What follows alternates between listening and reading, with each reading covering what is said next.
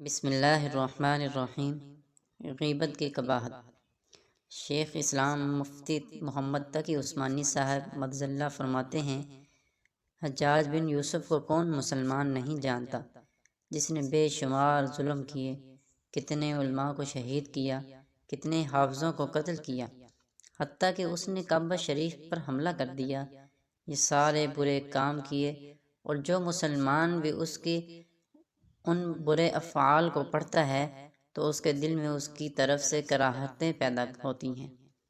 لیکن ایک مرتبہ ایک شخص نے حضرت عبداللہ بن عمر رضی اللہ تعالی عنہ کے سامنے حجاج بن یوسف کی برائی شروع کر دی اور اس برائی کے اندر اس کی غیبت کی، تو حضرت عبداللہ بن عمر رضی اللہ تعالی عنہ نے فوراً ٹوکا اور فرمایا کہ یہ مت سمجھنا کہ اگر حجاج بن یوسف ظالم ہے تو اب اس کی غیبت حلال ہو گئی یا اس پر بہتان باندھنا حلال ہو گیا۔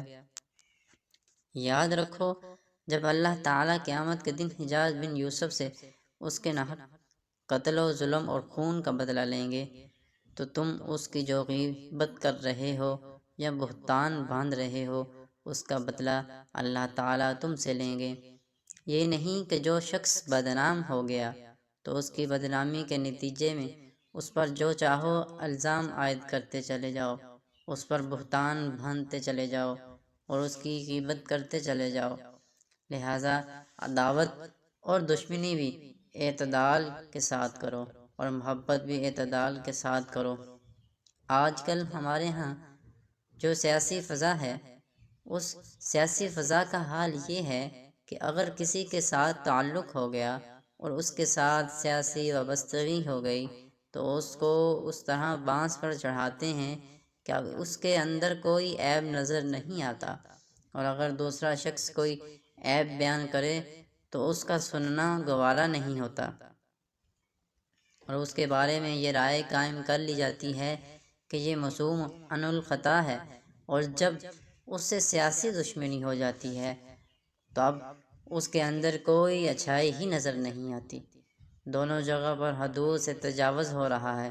اس طریقے سے حضور اقدس صلی اللہ علیہ وآلہ وسلم نے منع فرمایا ہے۔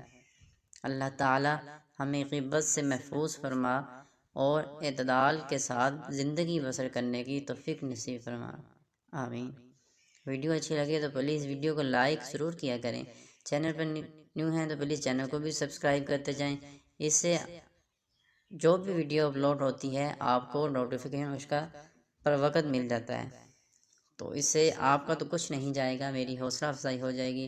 ایسی ویڈیو جس سے ہمیں اجر ملتا رہتا ہے آگے ضرور شیئر کیا کریں تاکہ زیادہ سے زیادہ لوگ سن سکیں اور آپ صدقہ جاریہ بن جائیں، مجھے بھی ثواب ملتا رہے، آپ کو بھی ثواب ملتا رہے۔